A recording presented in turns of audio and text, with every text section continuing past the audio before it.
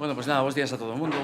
Gracias por vir hasta San Pedro de Rocas a esta segunda xornada de Ourense ICC Week. Nesta segunda xornada falaremos de artes visuais, de videocreación e de todo o que comporta a videocreación, das novas correntes experimentais en torno a este modo de expresión. Vou vos presentar rapidamente a xente que me acompaña. Falará inicialmente do traballo que fan, dos seus traballos, e despois creo que o máis interesante que vexades o traballo que fan eles, porque veñen armados de todo tipo de ferramentas. E despois, por favor, preguntade todo o que queirades. Están aquí para falar con vos. Preguntade despois tamén cando haxa descanso e falade con eles, porque creo que o máis importante neste tipo de encontros é que nos conozamos, que falemos e que entendamos que somos poucos, somos unha familia, unha pequena familia, así que o mellor é que nos comportemos como tal, non? Vou comezar pola miña dereita, procedentes de Asturias, de Xixón, Nacho de la Vega, Cristina de Losada, forman parte do colectivo FIUM. Eles van estar ademais hoxe a noite no Teatro Principal de Ourense, non? Xunto con Óscar Mulero, pero, o seu traballo desenvolvese na práctica das artes visuais, artísticas, teñen experiencia longa, ademais dedicanse tamén ao comisariado, non? E organizan tamén activistas culturais que organizan, non? Encontros artísticos, non? Sí. E despois, a miña esquerda, dous cataláns, Eloi Maduel e Juanjo Fernández, que se dedican tamén ás artes visuais, neste caso máis especializados no videomapping, entendo, non? Igual que Óscar Testón, que é leonés, pero residente en Madrid, e que tamén se dedica ao mapping, non? Que é a proxección de imaxes en superficies de 3 dimensións. Así que voulles dar a palabra rapidamente para que expliquen un pouco inicialmente cales son as súas liñas de traballo e o seu traballo a cada un deles. E despois, insisto, veremos o traballo que supoño que estaredes interesados en velo. Así que, Cristina y Nacho, os toca abrir un pouco fuego, explicar un pouco el trabajo que hacéis, y después de esta primera intervención inicial ya veremos trabajos y nos iremos pasando un poco todos la palabra y el turno para que veamos vuestro trabajo y que nos lo vayáis explicando a todos. Si quieren intervenir, por supuesto, ¿no? Estáis dispuestos a que haya interrupciones, ¿no? Claro. Sí, ¿no? Bueno, pues nada, tenéis la palabra. FIUM. Vale, nosotros somos el colectivo FIUM, somos el colectivo FIUM, que nació en el año 98 aproximadamente, está formado por Nacho y por mí, y operamos desde Gijón, en Asturias. Es un colectivo que nació de una manera sin un objetivo claro, la verdad. Empezamos a ver la oportunidad de hacer trabajos relacionados con la videoinstalación y con la creación en general y empezamos a trabajar y dar forma a un montón de proyectos, al principio relacionados sobre todo con las instalaciones audiovisuales más enmarcadas dentro del ámbito artístico más estándar. A partir de ahí pasamos a hacer ya trabajo de videojockeys en diferentes clubes de la región y festivales y demás. Y la verdad es que estuvimos un montón de años trabajando en ese campo, un montón de años trabajando en diferentes clubs. Mientras hacíamos estos trabajos conocimos a unos productores de música electrónica, Exion, que ahora son unos productores de techno muy reconocidos internacionalmente, y ahí es donde surge la inquietud por trabajar los 4 juntos dando forma a lo que sería el primer directo audiovisual. Esto estamos hablando que sería por el año 2002. Y era una manera de trabajar bastante experimental, nos movimos bastante dentro del ámbito que había por aquella época, que era bastante underground, y notamos que había poca escena, ¿no? pocos ámbitos o pocas oportunidades donde poder mostrar nuestro trabajo. Y entonces decidimos montar el Arenas Movedizas, que es un circuito de propuestas artísticas en espacios no convencionales. Un espacio, una excusa para juntarnos con un montón de creadores y poder compartir durante unos días el tener un objetivo común, que es sacar adelante una muestra interdisciplinar que normalmente lo que hacemos es intervenir en espacios en desuso, como puede ser las lavanderías de la antigua Universidad Laboral o las cocinas. Otras veces repartimos las actividades por toda la ciudad de Gijón. Bueno, un poquitín así variado. Igual llevamos ahora mismo ya 12 ediciones de este proyecto. Y bueno, estuvimos unos cuantos años trabajando en estos 4 ámbitos que acabo de describir, y en el año 2006 generamos una nueva plataforma de trabajo, que es la plataforma de Tatrón, y a través de esta plataforma damos forma a lo que sería el LEF-Festival, el Laboratorio de Electrónica Visual, que surge en un momento y en un contexto muy concreto, porque es el año en el que aparece en Gijón, en el que nace el proyecto del Centro de Arte de la Laboral. Entonces, bueno, nosotros ya hacía tiempo ya que teníamos en mente sacar adelante un proyecto de este tipo, pero solo cuando surge este contexto es cuando realmente podemos ponernos a ello y sacarlo adelante. El Festival es un festival de creación audiovisual que transcurre en mayo en diferentes espacios de Ciudad de la Cultura, y que este año haremos la 9ª edición. Es un festival que está focalizado sobre todo en la sinergia natural entre imagen y sonido, en la experimentación,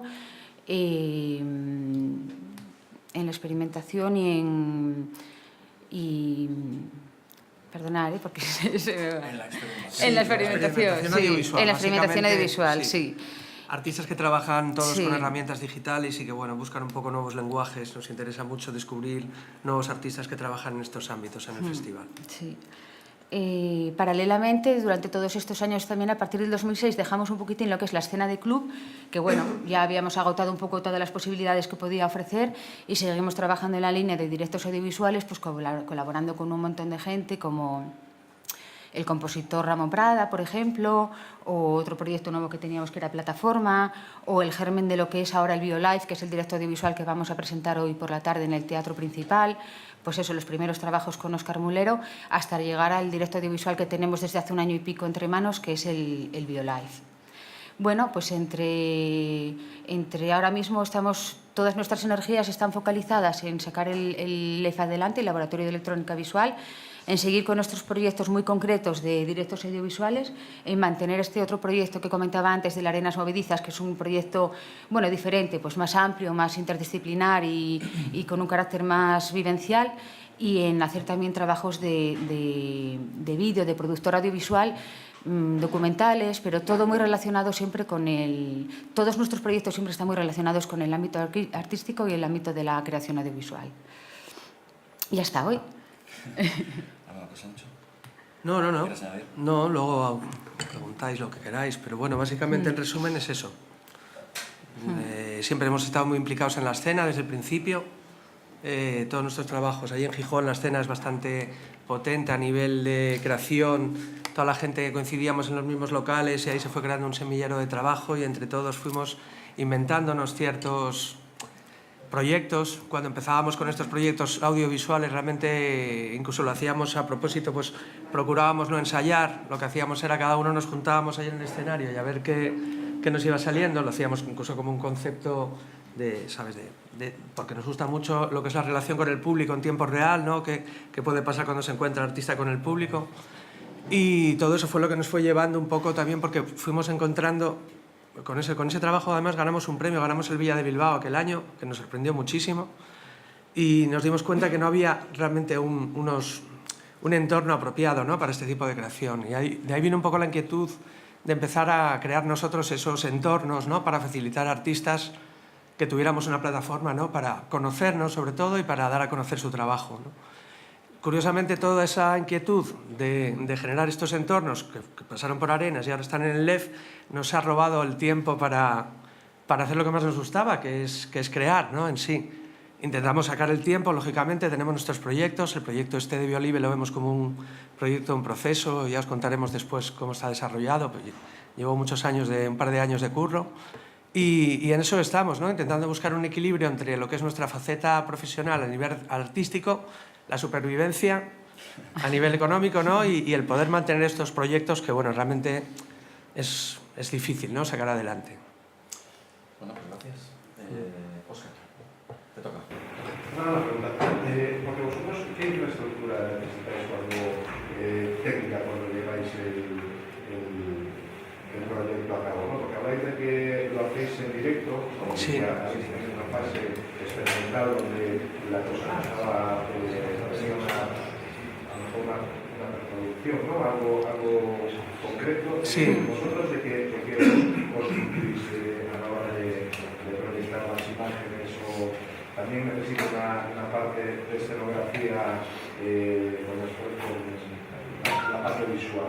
¿Qué es lo que...? En el proyecto antiguo sí, generábamos escenografías a base de transparencias, de crear como trampantojos con la imagen, dobles imágenes. Huíamos de lo que es el concepto de pantalla lineal. Ahora mismo el proyecto, técnicamente había poca cosa, porque los proyectores tenían poca luminosidad, era difícil trabajar y no había un duro. Sobre todo tú pedías a veces este tipo de equipamientos a los sitios a los que ibas a tocar y no había nada, te lo llevabas tú realmente. Entonces montábamos con lo que teníamos a mano, montábamos con las posibilidades del espacio lo que podíamos. Hoy en día eso ha cambiado mucho. A la hora de generar esa escena, ¿no? Ese sentido, para que hubiera lo que comentáis, ¿no? Que la ayuda institucional ha sido una parte esencial, ha habido mucho apoyo. Es una parte esencial, desde luego, sí. Al principio costó mucho trabajo. Más que nada para sacarlo de la escena nocturna, ¿no? Sí, es que era un poco esa nuestra... Esa parte de la escena de club a llevarlo a una escena un poquito más... Esa era un poco nuestra inquietud, que la gente percibiera esto como una cultura, que no fuera simplemente, porque antes se confundía mucho, ¿no? Con que era simplemente una cuestión de noche salir de fiesta y mira lo que hace esta gente. Claro, quiero decir, esa era una de las ideas que teníamos. Luego también pasó una cosa, que siempre nos gustó trabajar al margen de las instituciones, ¿no? Era una cosa muy underground, que hacíamos de una manera muy independiente. Cuando empiezas a organizar te vas dando cuenta que no es sostenible. Necesitas de la institución para ello. Ahí está el problema, ¿no? Ahí es cuando empiezas a negociar y a intentar sacar fondos sin que realmente la institución se apropie de tu trabajo, digamos, ¿no? Y en esa estamos. Ahora hemos conseguido un equilibrio bastante interesante entre institución pública, financiación privada.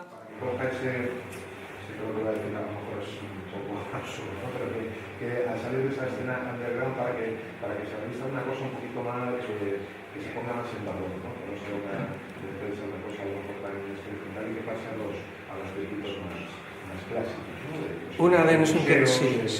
Una de las inquietudes es esa, es dar a conocer este tipo de creación al gran público, digamos, ¿eh? O sea, lleváis una vida paralela entre la vida artística y de crear contenidos y otra de gestores culturales, ¿no? Total, total. Sí. Bueno, pero paralela tampoco porque es indivisible. Es indivisible, lo que pasa es que, date cuenta, yo no puedo programarme en las cosas que yo organizo. Y si soy el que organizo todas las cosas que hay allí, yo desaparezco como artista. Entonces ahí hay una dicotomía extraña. No, pero yo... Pero realmente no tienes que llegar al momento que saco el traje de artista y ahora tengo que ponerme tengo que ir a hacer esa gestión cultural y vender el... Sí, la tenemos que hacer, no se nos da muy bien, hemos tenido que aprender a hacer esa gestión cultural, quiero decir, a negociar, porque nosotros siempre fuimos artistas puros y duros, entonces, bueno, de repente ponerte en ese lado... ¿Perdón? Lo asumimos, total, claro. Sí, además, bueno, pensamos que si quieres hacer cosas... que es necesario que alguien se ponga a hacerlas, claro. Entonces si nos ha tocado, pues nos ha tocado. Y realmente los proyectos han ido evolucionando muy bien y han cogido una dimensión grande y ahora mismo es lo que hay, es lo que nos toca. Sí, hay mucho. También no creo que lo trabajes en paralelo. A ver, hay muchas veces que no te cuesta centrarte porque realmente estás tocando muchos palos y hay muchas veces que no sabes por dónde andas y nosotros tendemos un poco a la dispersión, ¿no? Porque cuando los proyectos empiezan a coger fuerza y empiezan a convertirse en proyectos grandes requieren mucho tiempo y tienes que renunciar a cosas. Nosotros, por ejemplo, pues hay toda una parte del ámbito artístico que hemos tenido que renunciar, ¿no? Pues nos hemos centrado en los directos audiovisuales, pero hay otro montón de ideas que sabemos que vamos a tener aparcadas durante años. Pero el hecho de dedicarte a las dos cosas también te da una visión interesante, ¿no? De no solo gestor. O sea, nosotros cuando estamos, por ejemplo, organizando el LEF, tenemos la doble visión y yo creo que hacemos las cosas con un mimo diferente, a lo mejor a como lo puede llegar a hacer otra gente, porque realmente sabes lo que es estar en los dos lados. Nosotros básicamente lo que es el festival, aun con mucha ayuda de todos los equipos, de los coproductores y de los espacios y de lo demás, llevamos nosotros el control de todo y la producción de todo y el hecho de tener experiencia de artista, pues entiendes muchísimo mejor las necesidades de la gente, sabes cómo puedes llegar un poco a articularlo todo, y en ese sentido creo que eso te puede llegar a ayudar. Sí, de hecho pensamos que es uno de los secretos de cómo el público se adentra en el festival, por ejemplo en el LEF, y cómo lo siente. Pensamos que está un poco ahí, porque está hecho por gente... No somos promotores, somos gente que trabaja gestionando un dinero público para dirigirlo en una determinada dirección y que no viene a lucrarse con ese trabajo. Entonces, bueno, piensas más en qué querrías ver tú como público, ¿no? ¿Qué te gustaría, y como artista, cómo te gustaría que te traten, ¿no? Sí, total, Sí. total. Sí, total. yo creo que lo hablábamos hoy. Vamos a, Sí. si vos parece, vamos a continuar porque Sí. eles tamén queren supoño entrar neste debate, pero primeiro, si vos parece, presentamos a todo o mundo na mesa e despois entramos en debate xa seguido e podedes preguntar a calquera deles, vale? Sí, non? Claro. Entonces, bueno, vamos a darlle a palabra a Óscar Testón e despois continuarán Juanjo e Eloi, vale? E así facemos as presentacións de seguido e despois, insisto, estupendo que participedes. Gracias. Sí, vamos a presentarnos rápido. Buenos días, gracias a todos. Bueno, yo soy Óscar Testón y para ubicarnos en el tiempo, yo empecé como videojockey en el año 2000, pues como ellos han contado, en club y discotecas, que era nuestro territorio de trabajo. En el año 2005 creo la plataforma VJ Spain, que es una comunidad de videojockeys que sigue activa en este momento. Es como un foro donde unir conocimiento de los videojockeys. Damos cuenta que en el 2005 la información que había en la red era escasa y casi toda en inglés. Y la comunicación que había entre nosotros no nos conocíamos. No había, sabíamos que existíamos, pero no nos conocíamos. Entonces, el hecho de crear esta plataforma fue para ponernos cara y unir fuerzas. En el 2005 se crea la comunidad y a día de hoy podríamos dar otro salto grande en lo que es mi timeline, que es el 2011, en el año que Juanjo y yo hacemos nuestro primer gran mapping, que luego os enseñaremos. Comentar, como creo que el tema del mapping va a salir, que yo el primer mapping que hice fue en el 2006 en un pueblo de España. Nos juntamos 12 o 14 videojockeys a proyectar sobre una fachada sin saber lo que estábamos haciendo. Y de ahí al 2011 volvimos otra vez a abrir ese cajón y mirarlo cómo está ahora el panorama. Bueno, doy paso a Juanjo. Bueno, hola a todos, yo soy Juanjo Fernández, más conocido por Genomalab o Ñomalab, como dicen algunos. Y bueno, voy a intentar ser un poco breve porque en realidad casi todos los que estamos sentados en la mesa venimos del mismo sitio, venimos del mundo del VJ. Como decía Óscar, había un tipo de gentecilla como nosotros por ahí que estaba haciendo cosas fuera de la galería, que nos llamaban videojockeys, y un poco de ahí hemos evolucionado a, como supongo, bueno, ellos a manejar festivales, a Óscar y yo y Eloi, más al mundo del mapping, de la proyección sobre edificios, que eso es otra cuestión de la que me gustaría hablar durante esta mañana. Y poco más, soy freelance, colaborador habitual de VJ Spain, y bueno, estoy especializado en técnico de mapping, o sea, me llaman sobre todo para ajustes de mapping, todo lo que es la cuestión técnica, no para el desarrollo gráfico. Para eso hay otra gente más capacitada que yo, y poco más. Después, bueno, aparte de músico, pero yo aquí he venido a hablar de mi libro. Sí, aparte de músico, bueno, toco un poco de todo, quizás como la mayoría de nosotros. Quizás Óscar trabaja más en la parte de producción. Es la parte que a mí no se me da bien, de producir y hablar con las altas esferas. Y bueno, y doy paso a Eloi, ¿no? Hola, buenos días. Soy Eloi Maduey, vengo de Barcelona. De hecho, repetimos otra vez lo mismo. Empezamos en los años 2000, videojockey, escena de club, salir de la escena de club, no la crisis del VJ, es decir, ¿qué hacemos aquí toda la noche si la gente está para emborracharse y para pasarlo bien? Pero creíamos en el medio y ¿no? buscamos otros caminos. Yo soy de formación ingeniero informático, estuve dudando entre Bellas Artes o informática y al final, ¿no? para llegar como al mismo punto, pero escogí la rama así más durilla. Y al salir de la universidad estuve pues unos años rebotado de todo el mundo académico y generamos en Barcelona una asociación que se llama Telenoica, que era como un grupo de amigos o video yonkis. Todavía no estaba el término videojockey, no estaba, sino que nosotros leíamos audiovisual en tiempo real, era como no hacer play, sino hacer, ¿no? desde mi lado más técnico, pues cómo eran ¿no? la evolución del software para manipular imágenes en tiempo real. Organizamos un festival en el año 2000 hasta el 2002, muy independiente y sin un duro, digamos, pero como fuimos de los primeros en Europa, pues conseguimos juntar a mucha gente de Europa que estaba igual, lo que contaba Óscar, que había una escena que estaban haciendo, pero no había conexión entre ellos y fuimos de los primeros eventos que juntaba a todos, digamos, ¿no? Y se juntó pues casi todos los softwares que existen actualmente estuvieron en Barcelona en 2001 conociéndose, digamos, ¿no? La asociación todavía sigue en pie, son 15 años ya, yo estoy un poco ya desvinculado porque estoy más dentro de un estudio que se llama Playmodes con Santiago Vilanova, que es mi socio. Y bueno, hemos tocado mapping, ¿no? Empezamos con el VJ, hemos tocado mapping y al cabo de una época, digamos, de rebote de la parte más técnica de mi formación, volví a recuperarla justamente para el mapping, porque cuando empezamos para hacer mapping no había herramientas con las que trabajar o nos faltaban herramientas, había programas de videojockey, pero no podías ajustar la imagen. Y entonces desarrollamos nuestro software para hacerlo y de ahí, pues también saliendo del club, entramos en toda la parte más de desarrollo instalativo, interacción y últimamente, igual lo que nos caracteriza en los últimos años, hemos salido del mapping para entrar en la luz, es decir, ¿no? control algorítmico de luces. En el fondo es una evolución bastante lógica empezamos con una pantalla, de la pantalla salimos de la pantalla para proyectar en el espacio y nos quedamos con el espacio y la luz para mezclar, ¿no?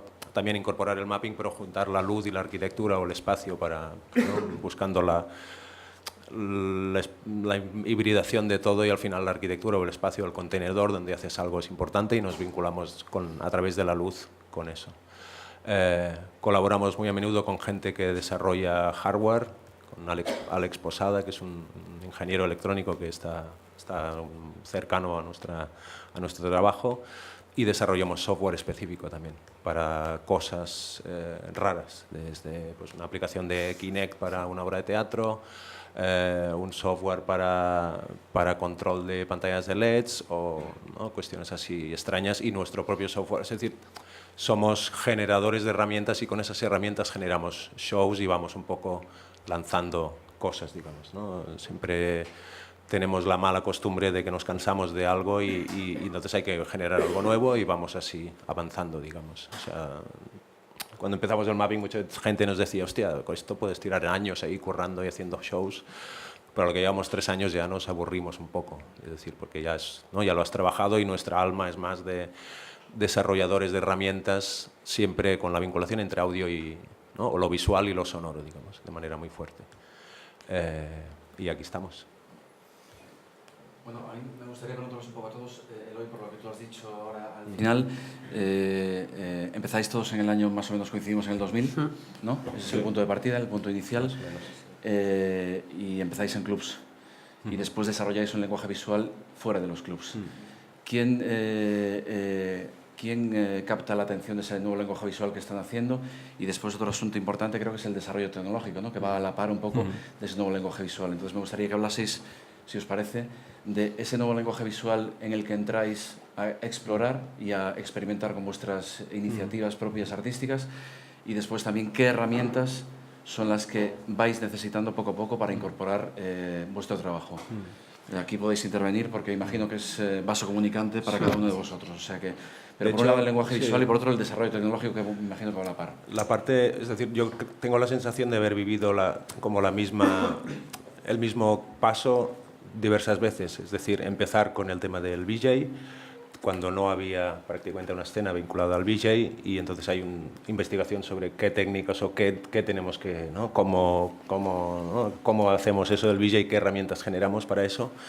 Luego con el mapping lo mismo, digamos, no hay una herramienta de mapping, pues queremos ir ahí, tenemos que generarnos la herramienta, explotamos el medio y luego lo soltamos de alguna forma o lo dejamos. Y ahora con el tema de luces también estamos generando, o sea, nos preocupa o nos gusta, o una de las líneas de investigación que llevamos es cómo hacer composiciones de sistemas digitales complejos. Cuando tienes 16 robots de luces o con 16 robots más motores, más proyectores, más no sé qué, ¿cómo orquestas todo eso? Es decir, ¿cómo haces una partitura de un sistema digital complejo? Que al final es un punto que nos interesa, la composición de este tipo de cosas, y eso nos induce a ir generando softwares, digamos, que nos permiten hacer eso, y la verdad es siempre hemos sido ligados al desarrollo de prototipos que al cabo de unos años se han convertido, no desde nuestro lado, porque no es nuestro curro hacer aplicaciones comerciales, pero es lo que hicimos en el 2009 para hacer mapping, pues al cabo de un año estaba en todos los softwares comerciales también, ¿no? Pero tampoco no era un secreto, ya lo había hecho gente antes, o sea, tampoco no hemos inventado nada, que no, igual luego con Juanjo lo va a ver, o lo vais a ver más claro, pero sí que ha habido como una necesidad de generar nuestras propias herramientas para poder explorar nuevos territorios, porque nuestra alma es de eso, digamos, ¿no? Exploración, ¿no? Sí. Bueno, quizás lo que decías de desarrollar las herramientas era porque precisamente no existían. Claro. Entonces, hay una parte artística, pero por otro lado te ves un poco obligado a ser un poco científico loco, ¿no? De ser el propio creador de tus herramientas con cualquier lenguaje de programación. Yo, por ejemplo, programo sistemas modulares. Él es más de programación clásica, o sea, de programación escrita. Narrativa. ¿Perdón? Sí, narrativa. Bueno, narrativa, yo no entiendo ni papa, pero un poco la cuestión es que como no existían esas herramientas, yo quiero hacer aquello, ¿cómo lo hago? La única forma es ponerte a programar lo que tú quieras hacer, ya sea con diversos programas, MaxMSP, Pure Data, ya sean libres, que sean con licencia, porque no existían. Entonces, si quieres llegar a hacer eso, tienes que aprender un poco todo el lenguaje de programación, estas cosas que a veces escapan de la mano de la mayoría de gente. No sé, un poco, no sé si en vuestro caso también llegáis a programar. En nuestro caso, lo curioso es que a raíz de conocer a tantísimo artista y de haber trabajado con tanta gente, lo que sí aprendimos fue que teníamos una especie de estrés porque queríamos llegar a programar, queríamos llegar a hacerlo todo y veíamos que no nos daba. Hubo un tiempo que lo intentamos y lo pasamos mal, porque no llegabas a conseguir los objetivos que querías. Lo que sí aprendimos es a rodearnos de la gente necesaria para poder llegar al fin, ¿no? Gente como vosotros, ¿no? Con los que podamos... Y ahí en esa estamos, el Biolive, el último trabajo está hecho así. Lo que teníamos en la cabeza lo compartimos con Jorge Caro, un colega nuestro, no sé si lo conocéis, programador, con processing y tal, y nos juntamos durante meses para ver si nos entendíamos los tres y fue saliendo todo esto. Y hemos programado una herramienta solo para este trabajo. Si no, no hubiéramos conseguido llegar a hacer de manera creativa, o sea, esta creatividad se hubiera quedado totalmente coartada ahí, ¿no? No encontrábamos con qué hacerlo. De hecho, la mayoría de programas, bueno, la mayoría no, yo diría que todos los programas que existen para hacer nuestro tipo de trabajo, audiovisuales en tiempo real, todos están creados por los propios artistas. O sea, no hay un Adobe o Apple, no hay un gigante detrás que programe ese tipo de software, porque todos, ya como digo, están hechos por los propios artistas, ya sea Resolume, no sé, incluso Ableton. Ableton, que es para audio, en sus inicios estaba programado por un propio artista, que era su propio patch, que aquello se le fue de las manos y acabó siendo lo que es ahora. Pero la mayoría vienen de la mano del propio artista, de la necesidad del propio artista de crear una herramienta para llevar a cabo ese tipo de trabajo. A mí me gustaría apuntar que dentro de de toda esta carrera que llevamos juntos, en nuestro gremio no ha habido mal rollo entre nosotros, nunca. Eso nos ha permitido también trabajar conjuntamente. Nunca hemos visto competencia en el compañero, al contrario. Siempre ha habido una unión de fuerza y de conocimientos. No ha sido un gremio donde yo sabía algo y me lo guardaba. No, rápidamente se compartía con la comunidad. Eso yo creo que también ha sido uno de los pilares que nos ha permitido trabajar y convertirnos en profesionales. El confiar en los compañeros y ver que, pues eso, Eloy ha desarrollado una rejilla. Para que os hagáis una idea, cuando el mapping explota en el 2009 o 2010, las grandes empresas no tenían los medios técnicos para poder ajustar el vídeo. Y cuando hablo de grandes empresas también hablo de las corporaciones que desarrollan los software. Pues ahí está gente como Eloy, que inventó su propia rejilla y lo primero que hizo fue dejarla libre en Internet para que todo el mundo pudiera usarla. Claro, eso a las grandes empresas no les debió gustar mucho tampoco porque tuvieron que acelerar y abrir su cajón de I+D y empezar a sacar sus últimos juguetes. Entonces yo creo como un grupo de gente puede dar ese salto y meterse en el mercado de una manera profesional. Recalco bastante lo de profesional porque venimos de un mundo de videojockeys que siempre se nos ha tratado como el chico de las luces. Hemos hecho cosas muy profesionales en estos años y yo creo que esa etiqueta la hemos quitado con creces. Yo no es la primera vez que voy a trabajar a un sitio y por desconocimiento o desconfianza intentan otros gremios o otra competencia basarse en que son videojockeys para desarticular nuestro discurso. Pues nuestro trabajo está ahí y eso me gustaría apuntarlo. A mí también me gustaría que explicaseis cuál es la sensibilidad de cada uno artística, porque imagino que al final hablamos de un medio de expresión nuevo y cada uno tiene su propia personalidad. Ninguno de vosotros es igual a otro, aunque Nacho y Cristina trabajen en pareja, imagino que eso les llevará muchas veces a tener terrenos comunes, pero después viene el terreno creativo, artístico. El técnico es muy importante, pero el artístico también es finalmente porque al final es una comunicación que necesita del emisor y el receptor. Artísticamente, cada uno de vosotros, ¿cómo define su trabajo, por ejemplo? Pues yo diría que una de los puntos que siempre hemos, y que es el origen en el fondo, es la sinestesia o la vinculación entre música, impulsos sonoros y impulsos visuales. Digamos, para nosotros, y sí, es así, y simplemente es el medio, o el medio, no es que sea el medio el mensaje, pero desde un punto de vista muy de la sensación y de la percepción. Es decir, a mí me basta si me atrae a este punto de que me captiva visualmente, aunque no esté contando nada, aunque sea abstracto, pero si estoy atacando a una parte o al unir los dos sentidos consigo captar la atención de esa unión entre muy íntima entre sonido y visual, es algo que me interesa o que busco o que buscamos siempre. Lo que decías antes entre técnica y arte, es decir, no me puedo imaginar que, yo qué sé, pues digamos Miguel Ángel o algún artista, de lo que consideramos ahora artistas clásicos, en el fondo eran muy técnicos en su técnica también, no podían, o sea, no sabían muy bien qué era un pincel de este tipo, cuáles eran los pigmentos, cuáles eran las mezclas de color, es decir, que a veces lo dice la gente como decir, es que sois muy técnicos porque desarrollas herramientas también y la parte artística pues no cuenta, ¿no? Es una cosa secundaria. Yo creo todo lo contrario, es decir, si no tienes la capacidad de manipular las herramientas lo veo totalmente, íntimamente ligado de decir, bueno, pues hay que controlar el medio y para eso, para llegar a expresar lo que queremos, desarrollamos. Sí que evidentemente tendemos a trabajar mucho en el desarrollo y nos pasa muchas veces en proyectos que hacemos que dedicamos 3 meses a generar una arquitectura de software de control de algo y para programar lo que es el show estamos 2 días. Pero eso ya es un defecto de la mala administración de nuestro tiempo. Pero bueno, no sé, respondiendo a la pregunta, para mí es la unión de la sinestesia al estado máximo, digamos, ¿no? Hasta el frame. Bueno, quizá ya mi trabajo para mí sería algo bastante parecido. Es no solo yo trabajo en mapping, pero no como un medio de expresión final, sino lo utilizo como podría utilizar 2 linternas para proyectar. O sea que, en definitiva, creo que mi trabajo se basa en el uso de la luz y el espacio y el tiempo. Bueno, queda un poco tópico, pero lo definiría así, trabajo con la luz, espacio y tiempo. O sea, podría englobar un montón de cosas, ya sean trabajos de mapping, proyección escultórica con luz, lo quiero desvincular un poco mi trabajo personal con el trabajo, digamos, comercial, el que realizo, por ejemplo, con Óscar para grandes eventos y tal.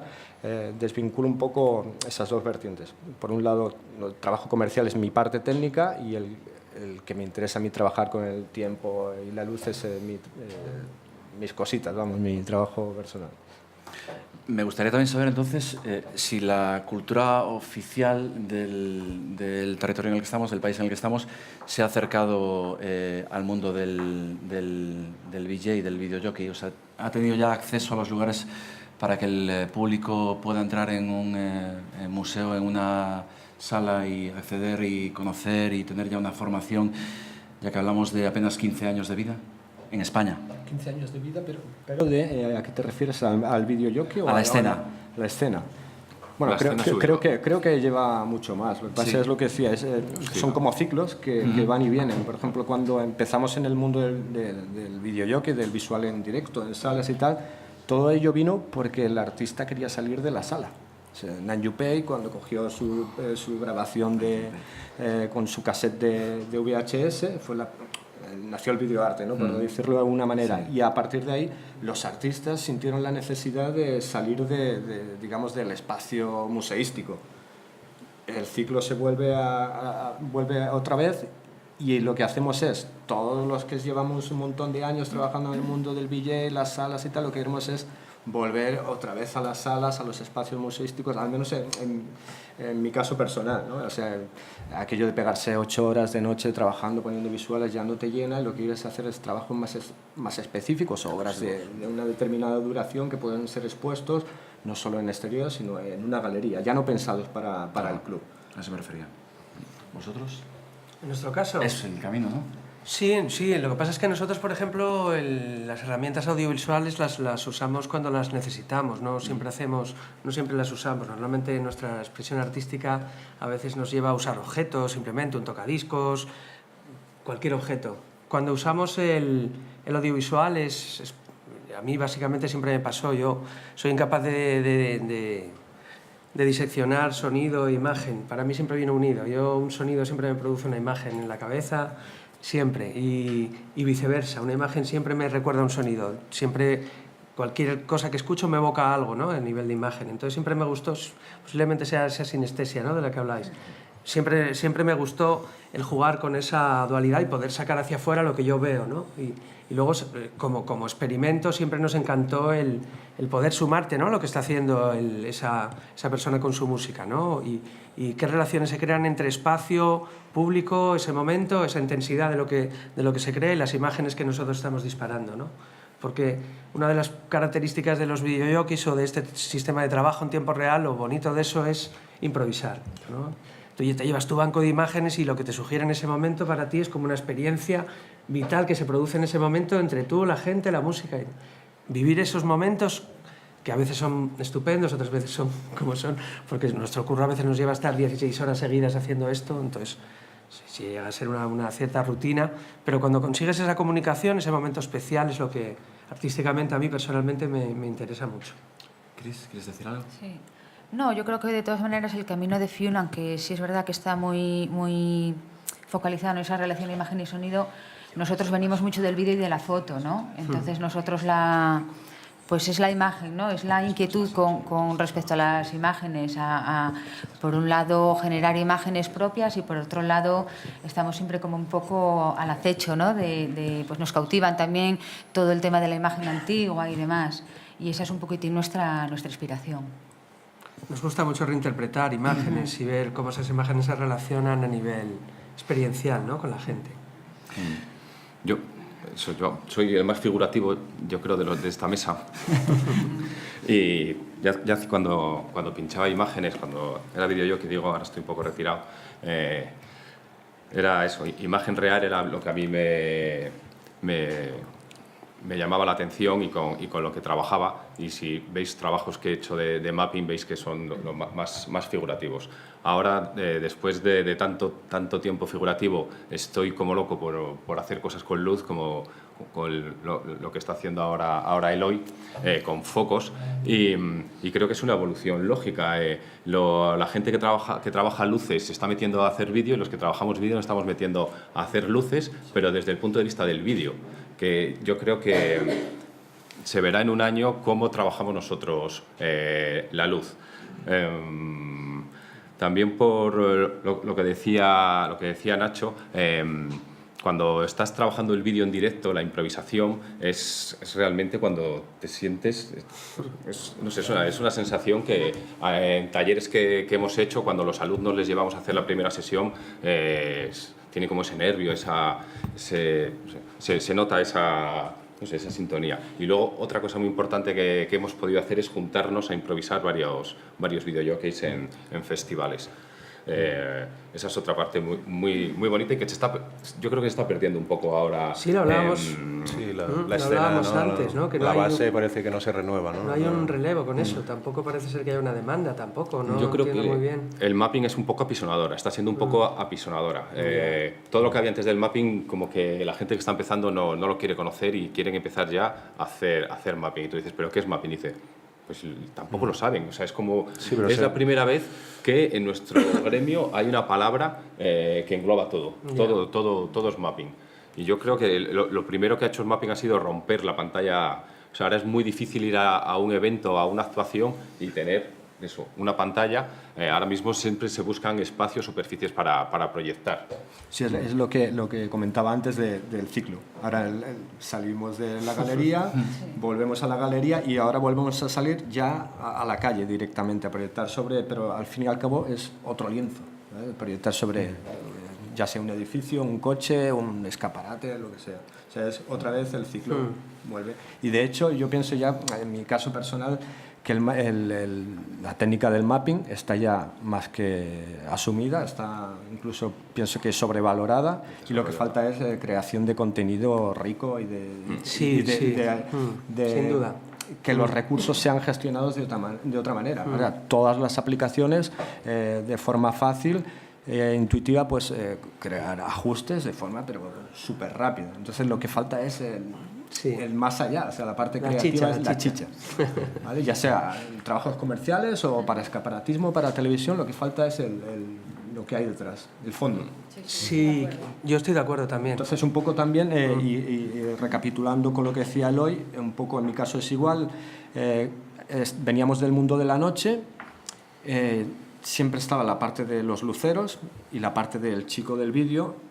Ahora, estos años, se ha habido la guerra. La guerra, ¿no? A ver quién puede más, ¿no? O sea, si tú pones vídeo, pues el de las luces te machacaba la pantalla. Y ahora ha llegado como una unión de todo eso, donde hace 4, 5, 6 años los luceros estaban interesados en controlar el vídeo, ¿vale? A nuestra manera, y los del vídeo estaban interesados en controlar el tema lumínico. Entonces, ahora ya que se ha creado como un binomio ahí, que uno puede hacer ambas cosas a la vez, que es lo que está trabajando él, lo que pretende investigar él en adelante, y yo personalmente igual, llevado a mi terreno, pero es lo mismo, es trabajar con la luz. Da igual si viene de un proyector, de una linterna, de una vela, de un proyector de cine. Que de hecho tenía aquí, lo que tengo preparado es hablar un poco de eso, de los inicios del mapping. Después, si da tiempo, a la segunda parte ya colocamos ahí. Me gustaría poner un poco sobre la mesa qué es y de dónde viene, y que nos quitemos de la cabeza todo esto del mapping sobre un edificio, ¿vale? Quizá a mí me gustaría mostrar eso.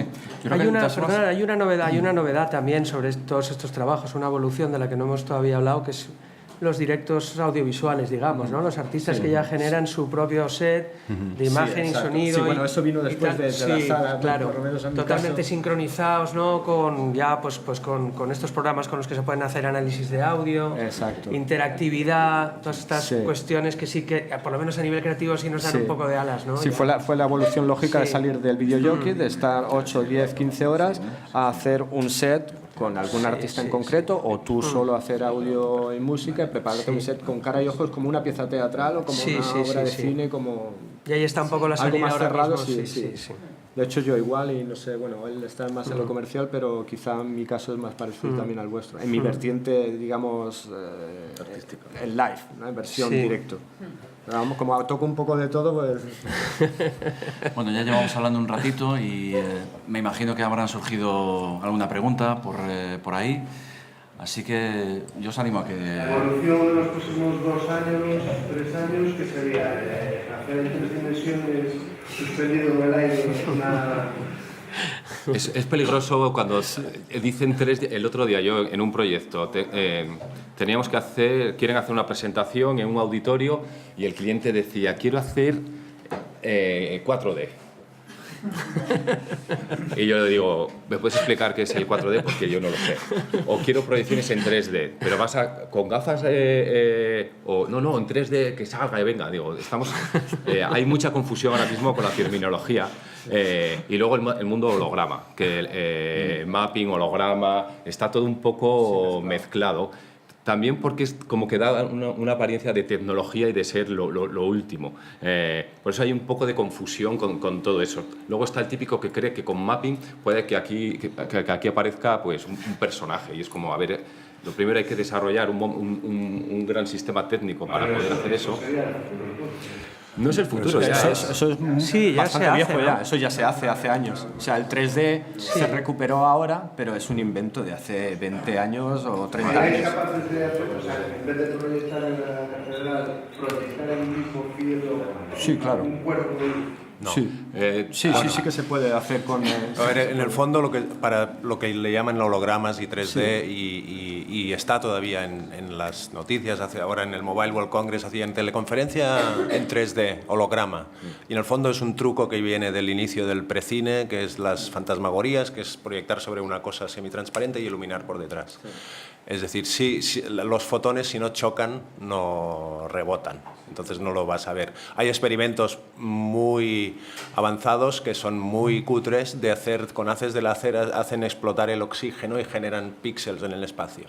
Pero eso está en Japón y la resolución y todo está, y la energía que necesitas para hacer esas cosas. Es decir, quiero proyectar en el aire. Si no hay un soporte, todavía no se puede. Hay cosas, con pero partículas de agua, por ejemplo, se hace proyectar sobre el agua, pues como hay partículas donde la luz choca, se puede proyectar sobre agua y esto es un invento de hace 20 o 30 años. ¿Podría salir a Hillerman hacer una presentación de una premier y salir en holograma? Eso era un holograma. Jeff Mills vendió hace unos cuantos Trabajar en años holograma. la sesión esta que decía que estaba pinchando en varios sitios a la vez, con el holograma y tal. Pero para que os hagáis una idea, el holograma es una portería con un plástico muy tensado a 45 grados y un proyector rebotado en un espejo que incide sobre ese plástico. O sea que es un invento que... Con el plástico del pollo. lleva muchos años. Es un trampantojo, Sí. realmente. Sí. No, se han perfeccionado los equipos. Exacto, Tenemos más resolución. Antes eso, hacerlo con un 640, o sea, una resolución muy baja de vídeo, pues no te lo creías. Ahora que ya está el HD y más, pues ahora es cuando te lo puedes creer porque hay más definición y mejor tecnología. Pero es un truco de magia, en el pero fondo. sí. ¿Cómo? Perdón. Pero en este progreso, ¿no? Los láseres, lo que hace unos años fue... De hecho, es una de las líneas de trabajo. Cuando entramos en la luz, entramos primero en el láser, porque era lo que sí nos permitía dibujar en el espacio. De algún modo, si pones humico, un poco de humo y un láser... No, directamente con el humo, digamos, y un láser, eso sí que es una... Es el concepto de luz sólida, que la luz se convierte en algo que lo ves y que lo puedes tocar, que no es físico, pero visualmente es una cosa que está ahí y le puedes dar la vuelta y ves. Pero evidentemente tiene las connotaciones de un láser, que es un rayo que va de aquí hasta allí y no puedes curvarlo y tienes que poner un espejo para que se curve. Sí, de hecho, sería lo mismo que hacerlo con proyección, lo único que la proyección de láser es mucho más potente. Claro. Pero en vídeo se vería igual. Si tú pones humo y dibujas haces de luz, sería lo mismo. Lo que pasa es que no es comparable. Nunca será Claro, comparable la potencia potencia lumínica de un láser o de un foco de teatro a la potencia lumínica de un proyector. Por muy potente que sea, siempre el uno machaca al otro. Pero que técnicamente es más que posible. En nuestro caso, o sea, aun siendo una cosa antigua, digamos, ¿no? El láser de discoteca, de flum, flum, flum, de meter ahí, ¿no? Caña ahí encima de la gente, es decir, me da igual, a nosotros como herramienta de dibujo en el espacio nos parecía interesante y la idea era como generar formas tridimensionales vinculadas a un espacio también, a través del láser ¿no? Lo hemos estado desarrollando y hemos generado, ¿no? Comparando en China los diodos y metiendo los motorcicos y haciendo nuestros propios pinos de proyectores o luces láser. Y de hecho uno de los shows que hacemos o espectáculos que hacemos va por ahí, digamos, ¿no? ¿Debajo del mar? No. Es que el agua tienes que crear una cortina de agua para poder proyectar. Lo hemos probado, de meter proyectores así, pero bueno, el reflejo es un poco caótico, digamos. Agua, no. Sí, de hecho se ha probado. Bueno. ¿Quién no ha probado a proyectar sobre espejos, sobre paredes reflectantes? Seguramente se ha probado todo, pero es que no funciona. ¿No? La bañera. Sí, la espuma de la bañera, mejor. Sobre todo. ¿Sí? La nieve también es un buen lienzo, digamos. Es una de mis ideas, ya quise la nieve, o sea, uno de mis proyectos en mente desde hace muchos años es proyectar sobre icebergs. No sé si como pantalla funcionaría, pero... Se están fundiendo. Bueno, por eso, quiero hacerlo ya, hablaré con Greenpeace a ver si llegamos a un acuerdo y me molaría usar eso. No sé cómo se vería, pero sería una buena pantalla. ¿No? Al final todo es potencia. Cuanta más potencia, cuando quieres hacer estos trabajos de mapping que se ven, se necesita mucha potencia de luz, mucha potencia, que es lo que realmente hace que puedas engañar al ojo, porque no hacemos más que engañar al ojo. Realmente usamos trucos de magia, como decía Eloy, te engaño por aquí y te meto más luz aquí, te meto sombras y con potencia de luz podemos con la arquitectura. O sea, realmente esa es la base. Sobre la pregunta que decías tú, decir, ¿para dónde vamos? Que decías, hay un camino que es las gafas, Oculus, o ¿no? PlayStation está sacando uno, y ¿no? muchos fabricantes están entrando en la dinámica de ¿no? ponerte unas gaficas donde ves un espacio virtual y estás ahí. Eso también, otra vez, es un refrito, o sea, ya había venido en los 90 el concepto de realidad virtual. Y hay que ver qué pasa, si triunfa o no triunfa. Igual en la escena gaming, ¿no? de juegos, pues sí, tú estando en casa te pones unas gafas de esas PlayStation 4K y la flipas, digamos, ¿no? Y sirve como dispositivo de juego o lo que sea. Más allá de eso, yo no me veo en una discoteca toda la gente con gafas y chocando. Pues, o sea, el problema de eso, el problema de esa experiencia es que o sea, sí que puede evolucionar, pero no la veo a nivel, no la veo a muy autista, a largo o sea, tiempo, estás ahí tú dentro. porque sí, es monousuario. Exacto, es monousuario, entonces no es una experiencia colectiva, nunca lo será. A no ser que... Bueno, tú verás, puedes ver el avatar. Sí, pero eso ya viene del cine expandido, el concepto tampoco sería nuevo. O sea, sí que es nueva la técnica, o sea, antes se hacía de una manera, otra de otra, el 3D tampoco es nuevo, lo único que puede cambiar es la tecnología con la que creas todo este tipo de cosas, pero el concepto es bastante viejo, es de durero. Bueno, vosotros estáis muy en la vanguardia, pero bueno, hay determinadas cosas de estas que no han llegado a ser populares, o sea, no han llegado a calar. No han llegado a calar por este mismo motivo, porque la experiencia no es colectiva, la experiencia es monousuario, ya sea con los videojuegos, sí que hay juegos que puedes jugar más de una persona a la vez, pero yo creo que el problema es hay que resolver el tema de que uno no sea autista y la experiencia no la puede compartir, a no ser que me quite las gafas o el aparato, el Oculus que lleve, para compartirlo con otro. No hablan de la realidad aumentada, ¿no? Y de que parece que no está cogiendo el impulso que quería el Google Glass, ¿no? Pero al final, el tema de que seas autista, ¿no? Que estás tú solo. Lo flipas tú solo y los demás... Y que es muy artificial, yo creo, también, que ese es el problema, que es todavía muy artificial. O sea, hasta que no lleguemos a Black Mirror, ¿no? Como, no sé si habéis visto una serie donde ya te hablan de una retina, un chip ahí que te va directo al nervio y movidas esas. No sé, yo lo que entiendo es más a nivel de dispositivos o futuro de los dispositivos, lo que creo es que es una cuestión más cualitativa de inmersión. Entonces, de algún modo el mapping trabaja con el espacio, con lo cual ¿no? hay un factor más de que la gente vive una realidad aparente proyectada sobre un espacio. Cuando nosotros trabajamos con el espacio y la luz también, en el fondo, creo que lo que engancha un poco a la gente es la inmersión, de poder controlar todo lo que está pasando en un espacio a nivel sonoro y visual. Con un casco lo ves con píxeles y que en nuestro caso trabajando con proyectores, luces o lo que sea, interviniendo en el espacio físico real, engancha o funciona o a la gente le interesa, porque yo en el fondo creo que todo eso que nos mola es como tomarse un tripi y fliparlo. Y es lo que mucha gente busca, decir, hostia, quiero alucinar. El acto de alucinar mola. Pero en colectividad. Y en colectividad más divertido todo. Pero en el fondo no es que busquemos... Si ahora de hecho vuelve otra vez mucho el tema de proyección sobre full domes, sobre esferas, rollo, y eso es algo que existe también desde los 60, proyecciones de planetarios y tal. Esto vuelve mucho ahora. ¿Por qué? Porque la tecnología ha ayudado todo esto. Ahora ya uno con muy poquitos medios puede llegar a crearse un IMAX en su casa o en su taller con muy pocos medios, porque la tecnología ha avanzado. Yo puedo disponer de 4 o 5 proyectores decentes, un software decente para calibrar todo eso. Está más al alcance de todo el mundo. No es algo prohibitivo como era antes, pero ha pasado en todos los terrenos, en el cine, en la música, en todo. Siempre que haya un avance tecnológico...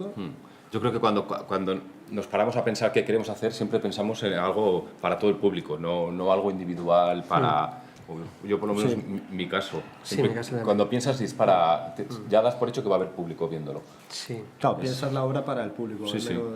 Al menos en mi No caso. encorsetada. Sí, Aunque sea obra personal, expositiva, pienso... ¿no? Porque también nosotros venimos de estar ahí en tiempo real haciéndolo. O sea, nosotros, lo comentábamos antes, mis amigos cuando bueno, nos ha pasado a todos que veníamos a pinchar y nosotros estábamos trabajando con el ordenador, vosotros solo veis esto, pero no sabéis lo que estamos haciendo aquí detrás. Hasta que se pusieron detrás de mí un día y vieron todo lo que tenemos que hacer para que esa sesión visual funcione, y es cuando dicen, joder, pues yo pensé que solo dabas a un botón y no, estás trabajando eso en tiempo real. Por eso creo que también pensamos siempre para un público. Sí, sí. ¿Y cómo creéis que ha captado el público este lenguaje del que habláis y que parece que no para? ¿Cómo, el receptor, cómo capta ese nuevo lenguaje? Yo ¿Qué creo percepción tiene el público? Aparte, todos nosotros, en la cultura audiovisual que vivimos ahora, hemos aprendido a leer, pues eso, una película. Hay una línea narrativa que ahora te pueden hacer más flashback, o sea, te pueden hacer cosas a la hora de contar las cosas que entiendes al momento. Nadie te tiene que poner el humito blanco para saber que es un recuerdo. O sea, el lenguaje audiovisual ha madurado mucho. Y yo creo que nosotros ya llevábamos todo ese lenguaje metido dentro, que la gente entiende por sí misma, porque vamos todos creando... Yo respecto al público, lo que dices, me sorprende a veces que una de las piezas no Axial que vamos a presentar en el LEF este año, que lo hemos hecho en sitios en Barcelona, en una fiesta mayor, digamos, en la Mercè, donde hay gente por la calle de todo tipo, no es un festival dedicado a la visual, es muy popular. Y venir la tía de alguien, ¿no? Pues que tiene igual 60 años, y que te dice, este fue muy bien, muy bonito, y es una cosa muy abstracta, digamos, es luces y ruidacos o musicón raro, pero yo lo que creo es que es el hecho de la sincronía, ¿no? y de que hay una cierta sensibilidad, también hay una cierta narrativa de las intensidades y todo, pero decir cómo lo recibo, pues yo flipo de que lo que hacemos, este tipo de cosas, hay una señora de 60 años que para nada es súper avanzada, sino que va con el bolsico y sus amigas, que te diga, oye, pues muy bonito, las luces, muy bonito. O que lo ha en cierta forma lo disfruta. No ha entendido nada, ¿no? Y tampoco es que no hay, lo que decía antes, para nosotros es una cuestión de sensación y de generar un espacio mágico que pasas por ahí y pasan cosas, ¿no? O sientes cosas. El salto al estrellato por parte vuestra, porque a lo mejor vuestros espectáculos no es como son las fiestas de la Magdalena y voy a ver a Fici Fittipaldi y su Fastereolá. Vas a ver a determinada... Ahí entramos en otro terreno. El salto al estrellato y vamos a ver a Oriol que viene a hacer un espectáculo de luces. El salto está... Están obligados a determinada fiesta, ¿no? Y la gente se lo cuenta. Una vez tienes allá a la gente, es estupendo porque lo más normal es que sea sensible ante vuestro trabajo. Sí, bueno, seguro que habrá gente que lo dice vaya tontería, o no me gusta, o no me dice. Sí, es evidente, eso como para gustos colores, o sea, no hay problema. ¿Cómo, perdón? Dentro del entertainment, la captación vuestra propia de vuestro propio público y la del espectáculo en sí, porque sois determinadas estrellas del audiovisual? La verdad, o sea, nuestro planteamiento creativo no empieza por ahí ni acaba, digamos. Es decir, acaba en el sentido de que cuando lo expones o lo pones o lo haces, pues recibes y dices a ver qué le ha parecido a la gente. El que hicimos ahora en febrero en Plaza del Rey, que era con globos, con LEDs y dentro y como una cosa más, un poco más, generar una arquitectura de luz con globos y tal. También la gente, ¿no? Desde los pequeños, los niños corren y saltan persiguiendo las luces y los mayores les gusta, pero no para nada buscamos, o sea, ese show no fue creado para eso, sino que viene de que nuestro hilo de investigación va por ahí. Y evidentemente nos adaptamos y sabemos que es una cuestión más popular, pues la música y la narrativa que sugerimos es para abrir un poco, ¿no? al público más generalista, pero yo más que buscar el estrellato es de cuidado que cuando lo buscas te estrellas, digamos. O sea, sí, el estrellato no es algo muy recomendable. No sé eso. Desde el origen es el planteamiento sonoro y añadís, ¿no? Hacéis esa comunicación de la imagen con el sonido, ¿no? La narrativa del discurso visual pegado, ¿no? Es indiferente. Indiferente o indisociable, es lo que hablaba. Esta experiencia que vosotros es el cerrar los ojos y imaginar las imágenes que os sugieren, pues, musical o algo ya hecho ad hoc para hacerlo como creo que hacéis, ¿no? Es una cosa hecha sobre un artista por la parte sonora y la propuesta y el discurso visual. O ya tenéis que tener esa comunicación con vosotros o ponéis las piezas visuales al discurso musical.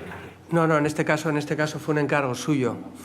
Quiero hacer mi música en directo, nunca la hice mi música en directo. Todo el mundo me asocia con la escena techno, pero yo hago esto también y me gustaría que vosotros me pusierais imágenes a esto. Esto fue en este caso.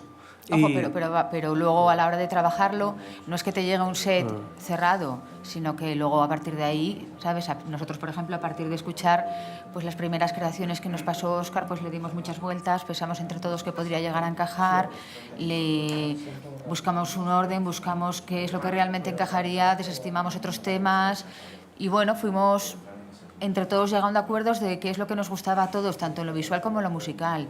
Y a partir de ahí, la verdad es que tampoco lo hemos llevado al directo muchas veces, pero nunca hemos conseguido hacerlo igual, porque siempre luego, pues, ¿sabes? De repente llega Óscar que tiene una máquina nueva o un tema nuevo, entonces nosotros se nos ocurre no sé qué. Entonces, bueno, es un proyecto que está como muy vivo y muy que va en las dos direcciones. Lo llamamos BioLife es por eso, porque lo consideramos como si, digamos, como si estuviera vivo. O sea, todas las herramientas que hemos generado a nivel visual, él por su lado, que improvisa con la música, aunque tengamos muy claro todo lo que vamos a hacer, todas las herramientas están generadas para que sientan impulsos que recuerden a lo orgánico, a lo vivo. No está precocinado para nada porque digamos que estamos conectados, nuestros sistemas están conectados, nosotros recibimos su audio. Sí, reaccionan, son reactivas, las escenas nuestras son reactivas. Lo que pasa es que también queríamos homenajear un poco a la visión científica, se nos ocurrió, varios de sus temas referenciaban lugares geográficos de Asturias. Él vive ahora también en Gijón, allí con nosotros. Y bueno, mi padre es geólogo, era geólogo y toda la vida estuve rodeado de piedras, mapas y este tipo de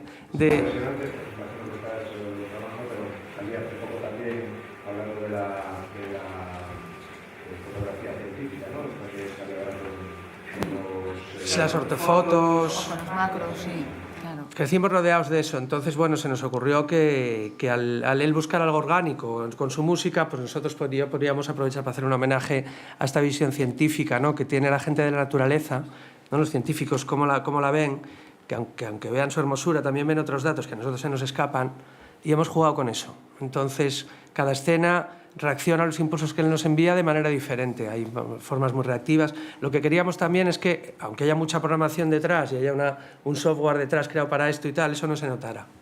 Que la gente cuando lo vea no note que estamos ahí, ¿sabes?, totalmente sincronizados haciendo tal. Lo que queríamos era que realmente entre él y nosotros hubiera una experiencia de correlación orgánica vivas. Hay muchas escenas que si él no dispara el audio, la imagen estaría plana, o esos mapas de repente cobran vida. Todos los mapas que salen son mapas reales de las zonas que nos rodean allá en Gijón.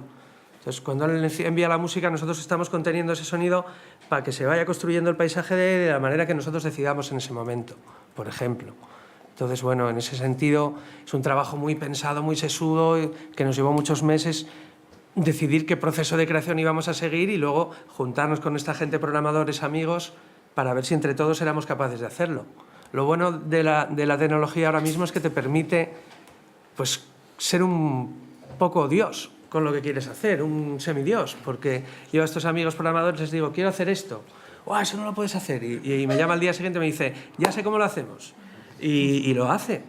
Bueno, por lo menos conseguimos, y luego encima ese proceso de creación para nosotros es muy importante, porque a nosotros a nivel artistas lo que nos interesa es el proceso. Nos gusta mucho la relación con el público luego cuando lo haces, pero lo que realmente nos aporta es ese proceso de creación, cómo llegas hasta ahí.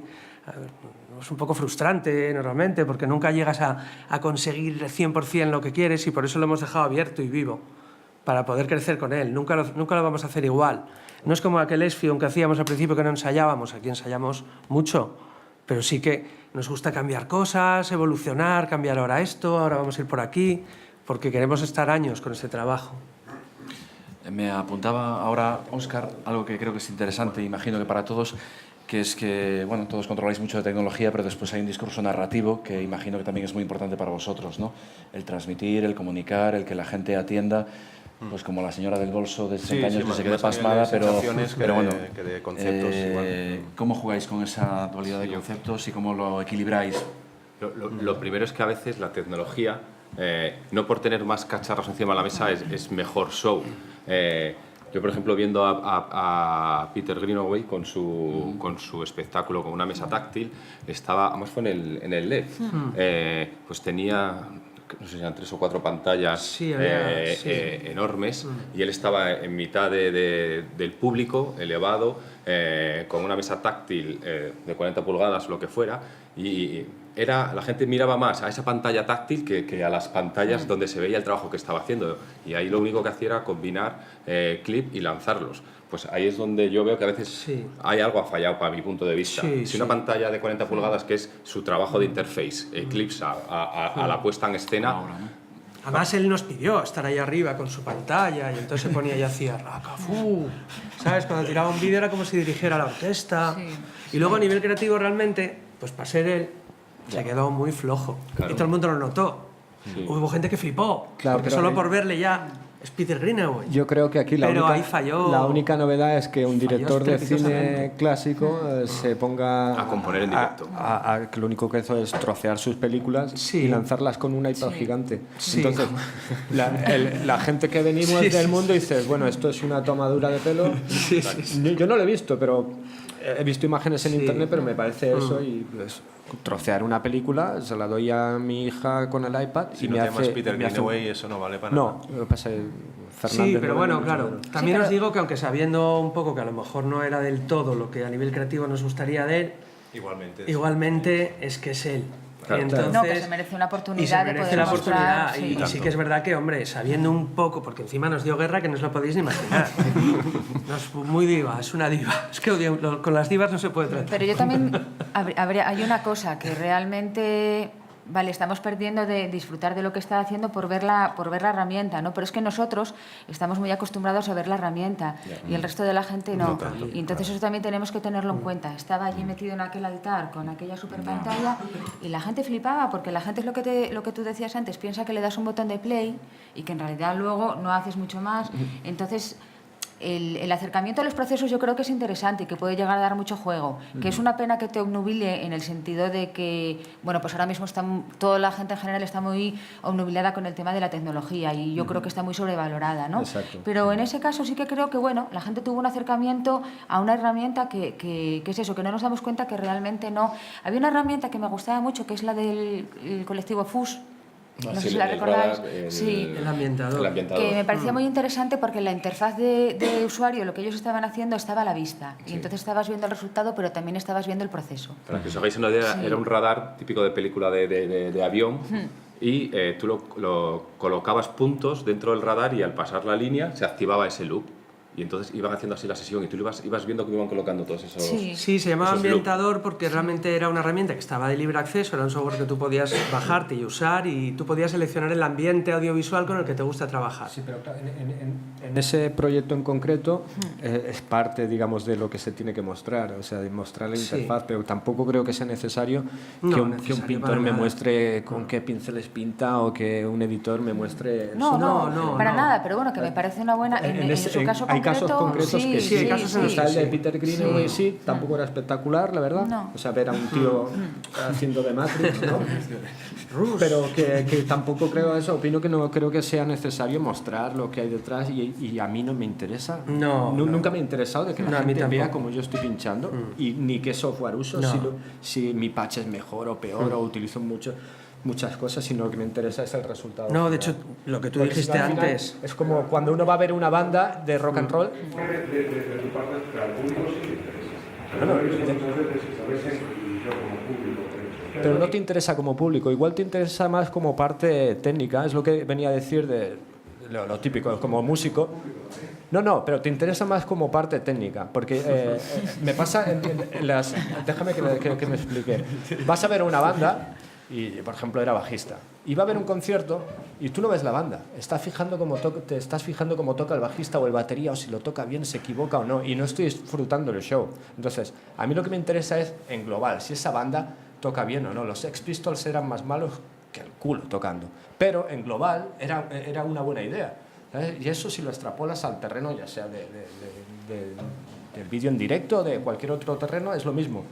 Quítate la parte técnica de la cabeza y fíjate en el resultado final.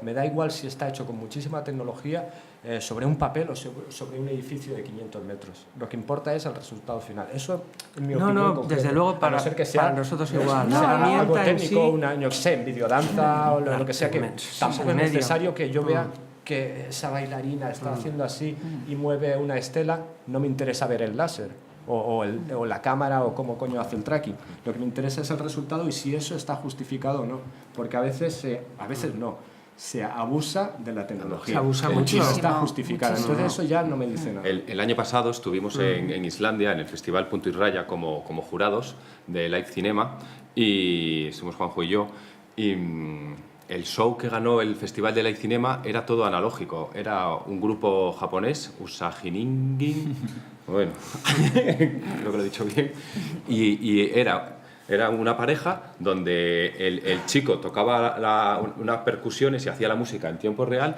y la chica iba montada como en una bicicleta con una pirámide así grande, con cámaras colgadas, cristales y líquidos, y todo eso era en tiempo real, estaba haciendo las visuales con macros, con era un poco las sombras chinas. Iba haciendo esa, y todo eso se proyectaba en una pantalla gigante detrás de ellos, donde ellos eran sombra dentro de su propia visual, pero veías todo el proceso, pero era todo muy mecánico, pero no había nada de tecnología. Exacto, pero el proceso de ver cómo se hacía era parte de la obra, porque si no, no tenía el show no tenía ninguna gracia. Ahí está mega justificado el hecho de ver cómo está manipulando esta cosita para hacer una sombra y daba energía a las bombillas dando a los pedales.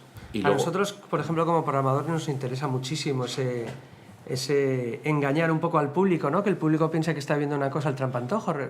Con el tema de las herramientas, ¿conocéis a Transforma? ¿Conocéis a Transforma Iro? Transforma es un colectivo alemán que están desarrollando una trilogía de trabajo en la que usan herramientas totalmente analógicas, pero el resultado que tú estás viendo en la pantalla es totalmente digital, o por lo menos simula, y muchísima gente traga con que... Lo que pasa es que esto lo que hacen es que ahora se ponen ya de cara al público, tú los estás viendo actuar. Ampliadoras, escáneres de estos de tal abiertos con luces, entonces ellos van poniendo allí sus tierritas, sus procesos de tal, sus polígonos, y tú estás viendo ahí, ¿no? Si no vieras todo eso, todo el mundo pensaría, joder, hostia, ¿sabes? Pero es que además te rucarías. ¿Con qué hicieron estos cabrones y tal? Sí, pero es otro ejemplo de que ahí está justificado y es más el show de ver cómo se hace. Exactamente, es que al final es, ¿no? Sí. El Lara digital, nos tocan herramientas digitales, el que la quiera usar, que la use, ¿no? Claro. Pero no es un fin en sí, ¿eh? Adelante. El señor de las gafas. Eso no está de acuerdo contigo, Juanjo. No, yo no estoy de todo de acuerdo contigo porque creo que una cosa que quizás no tienes en cuenta cuando haces este juicio, ¿no? Es que no tenemos que fijarnos en la tecnología, sino en el resultado global. Por una parte, en casos concretos, en casos concretos. En casos concretos, no, pero quiero decirte que estamos hablando de un ámbito de creación nuevo, relativamente nuevo, históricamente nuevo, en el cual todavía no tenemos mucho público no tiene capacidad para descifrar. Entonces el primer misterio es cómo hacen esto. ¿Me explico? Y forma parte de la experiencia. Este deslumbrarse ante lo que sucede, lo primero que te preguntas es, ¿pero esto cómo carajo lo están haciendo? ¿Sabes? Y por otra parte hay que decir que en muchísimos eventos, no hablo del LEF en concreto porque tampoco lo controlo exactamente, pero muchos tienen siempre este subterfugio tecnológico de, es que viene fulanito que utilizan la tecnología nueva. Coño, no nos vamos a fijar en la tecnología si me lo estás vendiendo así. Me estás diciendo, ven a ver esto porque utilizan una cosa que nadie más ha hecho antes porque se ha inventado una cacharra que no sé qué. Obviamente te vas a fijar en la puñetera cacharra. Pero porque vas a ver la puñetera cacharra. Porque me lo estás vendiendo así, Juanjo. Yo te lo estoy vendiendo así. No, tú no me vendes nada. Que ya nos conocemos. Pero quiero decirte que la relación, la cosa esta del medio y el mensaje, digamos, es un ámbito donde realmente a veces es resbaladizo, porque muchas veces muchos eventos que incluyen determinadas la estrella performance dicen, no, es que este señor viene a hacer esto porque este señor se ha inventado un dispositivo que consigue que no me están hablando, vas a ver una cosa bonita, vas a ver una cosa interesante, vas a ver una cosa no, me está diciendo, este señor es importante porque se ha inventado no sé qué. Yo voy a ver un inventor en ese claro. Ya voy condicionado. Y por otra parte lo que te digo, con perdón, tenemos los huevos pelados de ver a señores tocando la guitarra, pero no los tenemos de ver a señores haciendo mappings, etcétera, etcétera. Entonces es normal que al no tener asumido esta mecánica nos preguntemos cómo. ¿Me explico? Por tanto, yo creo que hay un la fascinación por la tecnología ahí, ahora mismo en este momento histórico es inevitable, creo yo, que estoy de acuerdo contigo, que hay que fijarse en el todo, obviamente, pero lo otro es inevitable por una serie de condicionantes que no se los está quitando, vaya. O sea, el ejemplo es lo que decía él o lo que ha dicho Óscar, de ahí tú realmente vas a ver el show, ahí sí que está, digamos, justificado y el show es eso, pero no tiene gracia ver cómo yo, por ejemplo, hago o ver si él utiliza luces, cómo las mueve con un cacharrito así que envía datos de MX. Pero la gente viene a verlo, Pero bueno, pero vamos a ver, pero esto es como el que se planta delante de la... Pero Juanjo, esto es como el que se planta delante de la cabina del DJ y a ver qué eso es lo mismo. O sea, eso es inevitable. Pero el DJ no va allí a decir, voy a pinchar este disco que lo han hecho con tal. El interesado va allí a dar la brasa, va a dar la brasa y mira la galleta. Pero quiero decirte que todavía nos estamos acostumbrando al medio como para centrarnos en el mensaje, ahora mismo. Y estarás de acuerdo en que muchas veces el mensaje, sinceramente, más allá de bonito, sí, mensaje no hay mucho contenido que digamos, es una de las cosas que cuestión, si el contenido dice algo o no, eso ya es otra cuestión. Hay veces que no sé, no pretendes decir nada, sino crear sensaciones, lo que decía Eloy, de crear una especie de sinestesia, y otras veces sí que pretendes que haya una narrativa. Eso también depende de los proyectos. Respecto a esto, ya puestos a dar por saco, respecto al tema de la sinestesia, desconozco sinceramente, o sea, os conozco a todos y tal, pero ¿alguno de vosotros trabaja en el ámbito de visualización de datos? ¿De audio? Yo no, pero me molaría. No lo digo porque eso realmente sería crear un código sinestésico artificial. Es decir, a un input de audio le corresponde una respuesta a vídeo a escala 1:1. Porque una cosa es, a mí esta música me inspira algo. Y el problema, a ver, como músico te digo, ¿no? Si haces música electrónica que normalmente se caracteriza justamente por un alto grado de abstracción y por una falta de contenido dramático, que es lo bonito que tiene la música electrónica para mí, que no hay drama, como la música tradicional, la canción, tú estás introduciendo un drama con la imagen y condicionando temáticamente lo que suena. No siempre. La música, o sea, lo que sería... Claro, por eso, quiero decir, por eso a mí personalmente me interesa más el ámbito de la visualización de datos, porque es otra pura abstracción donde lo que consigues es ver la música. Y ahí sí que hay un proceso de sinestesia artificial, obviamente. Es que igual yo diría que ese es el concepto que dices de visualización de datos, igual es cercano a cosas de las que ¿no? creo que ellos trabajan o que hacemos, que es analizando el sonido espectralmente, frecuencialmente, temporalmente, Lo que tímbricamente. hacen gente de raster, por ejemplo. Sí, de este tipo, de alguna forma. Esa es una... Evidentemente siempre hay una traducción desde un medio hacia el otro y esa traducción es subjetiva y es inducida por un programador, por un VJ, por alguien que aprieta los botones o pone los parámetros, porque ¿no? la traducción podría ser de cualquier forma o es parametrizable. En nuestro caso, el tema de la luz, que también era una pregunta que ha hecho alguien en comentario, ¿no? de si viene primero el audio y cierras los ojos y ves las imágenes, en los espectáculos de luz que intentaré mostraros después, es el mismo impulso. Es decir, lo que trabajamos como fuente son osciladores LFOs, que son osciladores de baja frecuencia, que son ondas que hacen así, multiplicadas y ¿no? con 1000, digamos, complicaciones para darles un poco más de vida. Y esa misma información es la que va a la luz y es la que va a un sintetizador de audio. Y con eso generamos un lenguaje audiovisual, donde lo que empieza, el origen es un flujo de datos que va de 0 a 1 y que está oscilando y que es complejo, hay muchos elementos. Pero no dices, voy a hacer la música, hago este sonido y ahora me pienso cuál es la composición de luz que hago. Es el disco duro. Es una relación directa, 1 a 1.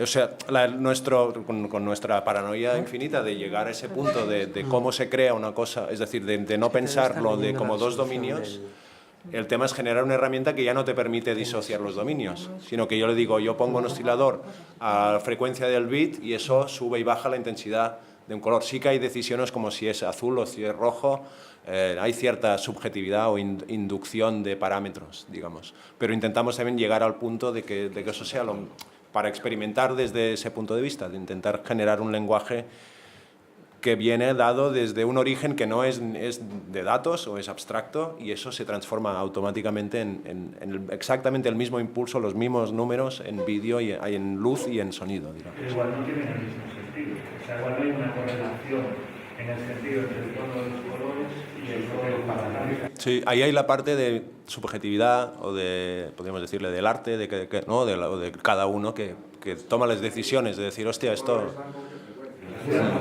Ya, pero es un poco, o sea, es como que es un idioma y traduces cada fonema, en lugar de traducir el significado de la palabra. O sea, claro que es subjetivo, o sea, tú hay idiomas que los traduces incluso palabra a palabra no tiene sentido la palabra. Podría pasar igual con la luz y el sonido, o sea, nadie te dice que la luz, el código de colores, corresponde exactamente con el código de sonido, lo que es un intervalo de sonido. Y no hay, sí debería, no hay algo, lo digo desde el total desconocimiento, que realmente la materia del sector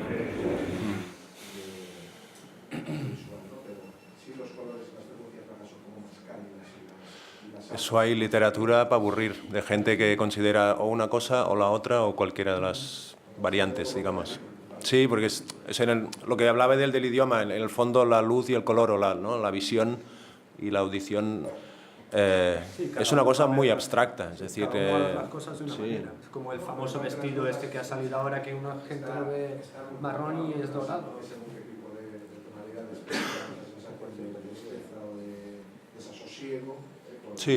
Sí, pero también en nuestro caso un espacio determinado, yo que sé, una capilla románica de azul o de rojo, pues puede tener más connotaciones, que no son solo la pura de frecuencial de análisis de frecuencia de color y análisis de frecuencia de audio y hacer un link entre los dos, digamos. Nos interesa todo ese tema y es como un tema de desarrollo y de investigación y siempre estamos con esas movidas de agarrar un dominio, agarrar el otro y echar puentes y ver qué pasa, echándole datos ahí a ver qué pasan. Pero siempre al final acabas haciendo los pulimientos, es decir, hostia, es que el naranja y el azul pues, son más bonitos. Y tomas la decisión de que ahí pues, la abstracción o la ley, nosotros hablamos mucho de la ley es la sincro perfecta y de ahí sacamos enmiendas o interpretaciones de la ley que son cuestiones puramente estéticas para bueno, exacto, sí. Son as 12. Un café. Las 11 en Canarias. E despois imaxe, vale? Cafelito.